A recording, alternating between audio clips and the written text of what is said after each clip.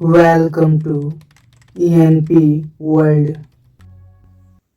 भारतीय संसद ने अनुच्छेद 370 और अनुच्छेद 35A को 5 अगस्त 2019 को जम्मू कश्मीर राज्य से हटा दिया है और जम्मू कश्मीर राज्य को 2 केंद्र शासित प्रदेशों में बांटा है।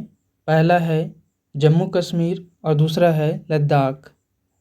अनुच्छेद 370 और अनुच्छेद 35A के तहत जम्मू कश्मीर राज्य को भारत के अन्य राज्यों की अपेक्षा विशेष दर्जा और अधिकार प्राप्त था।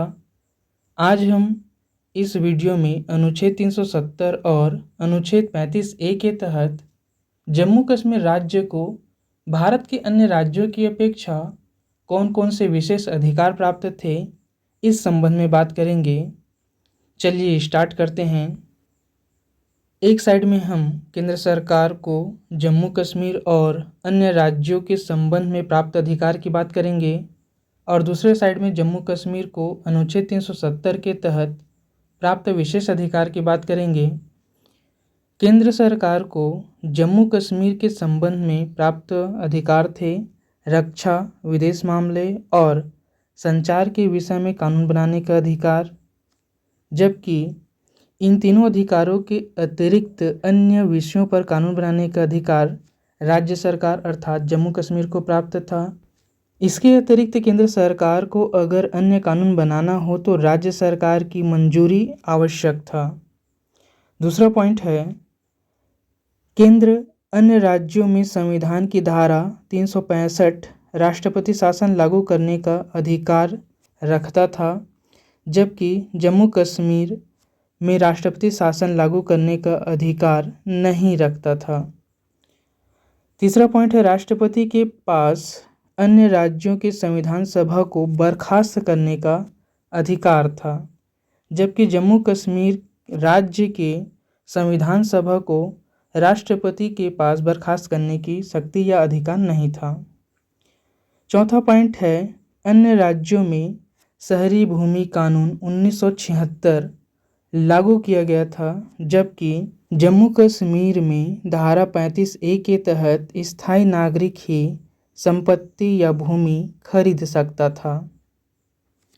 पांचवा पॉइंट है, अन्य राज्यों में धारा 360 अर्थात वित्तीय आपातकाल लागू करने का अधिकार राष्ट्रपति को था, जबकि जम्मू कश्मीर राज्य में वित्तीय आपातकाल लागू करने का अधिकार राष्ट्रपति के पास नहीं था।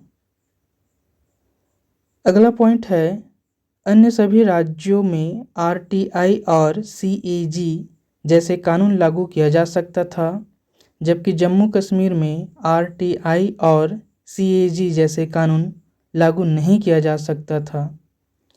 अगला पॉइंट है, अन्य सभी राज्यों के नागरिकों के पास केवल एकल नागरिकता होती थी, जबकि जम्मू कश्मीर राज्य के नागरिकों के पास दोहरी नागरिकता एक केंद्र सरकार द्वारा और एक राज्य सरकार द्वारा प्रदान की जाती थी।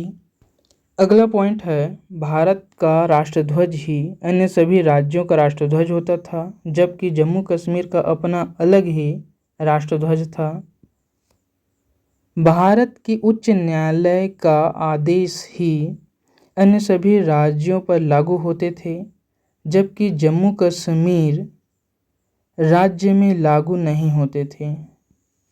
अगला पॉइंट है, अन्य राज्यों की स्त्री के विवाह से उसकी नागरिकता में कोई परिवर्तन नहीं होता था, जबकि इसके विपरीत यदि जम्मू कश्मीर की महिला यदि भारत के अन्य राज्यों के पुरुष से विवाह करती तो उसकी नागरिकता खत्म कर दी जाती थी, जबकि पाकिस्तान के किसी पुरुष से विवाह करने पर उस पुरुष को भारत की नागरिकता मिल जाती थी। साथ ही जम्मू कश्मीर राज्य की भी नागरिकता मिल जाती थी। अगला पॉइंट है, भारत में अन्य राज्यों में महिलाओं पर भारत का संविधान लागू होता था, जबकि जम्मू कश्मीर में महिलाओं पर शरीयत कानून लागू होता था। अब बात करते हैं अनुच्छेद 35A की। अनुच्छेद 35A के तहत ऐसे व्यक्ति जो 14 मई 1954 के पहले जम्मू कश्मीर राज्य में बस गए थे अर्थात निवास करते थे, अनुच्छेद 35A के तहत जम्मू कश्मीर राज्य बस उन्हीं व्यक्तियों को स्थायी निवासी मानता था तथा उन्हीं नागरिकों के अधिकार तय करता था। बाकी नागरिकों को ये अधिकार प्राप्त नहीं थे बिना नागरिकता के, जैसे संपत्ति खरीदने का अधिकार प्राप्त नहीं था बिना नागरिकता के, सरकारी नौकरी में आवेदन करने का अधिकार प्राप्त नहीं था बिना नागरिकता के, किसी विश्वविद्यालय में दाखिला लेने का अधिकार प्राप्त नहीं था, राज्य सरकार की कोई भी वित्तीय सहायता प्राप्त करने का अधिकार प्राप्त नहीं था, किसी भी प्रकार का कोई भी आरक्षण प्राप्त करने का अधिकार नहीं था। यदि आपका कोई सुझाव या प्रश्न है तो हमें कमेंट कीजिए, वीडियो को लाइक और चैनल को सब्सक्राइब कीजिए। मिलते हैं अगले वीडियो में। Thank you for watching.